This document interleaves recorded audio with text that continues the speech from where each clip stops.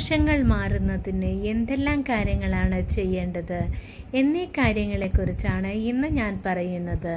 ജാതകവശാൽ ശനിദോഷം അവസ്ഥയുള്ളവർക്ക് ഏറ്റവും നല്ല ഉപായമാണ് എള്ള് ദാനം ചെയ്യുക എന്നതും, കൂടാതെ വയോജനങ്ങൾക്ക് വസ്ത്രവും ഭക്ഷണവും ദാനം ചെയ്യുക എന്നതും അത് വളരെ അനുയോജ്യമായതു തന്നെയാണ്. എന്നാൽ ഏറ്റവും പ്രധാനപ്പെട്ടതാണ് കുടദാനം ചെയ്യുക എന്നത്. കുടദാനം ചെയ്യുന്നത് വഴി വയോജനങ്ങളുടെ ഒരു തണലായി മാറുന്നതിന് വളരെ ഉത്തമമാണ്.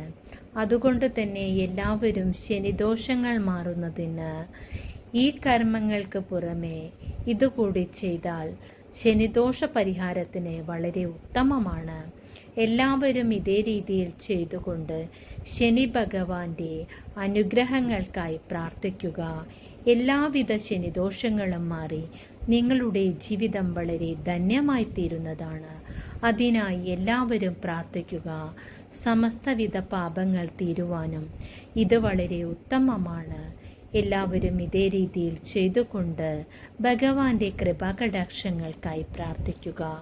സർവരുടെയും സർവകാമനകളും ഭഗവാൻ നിറവേറ്റിത്തരുന്നതാണ്.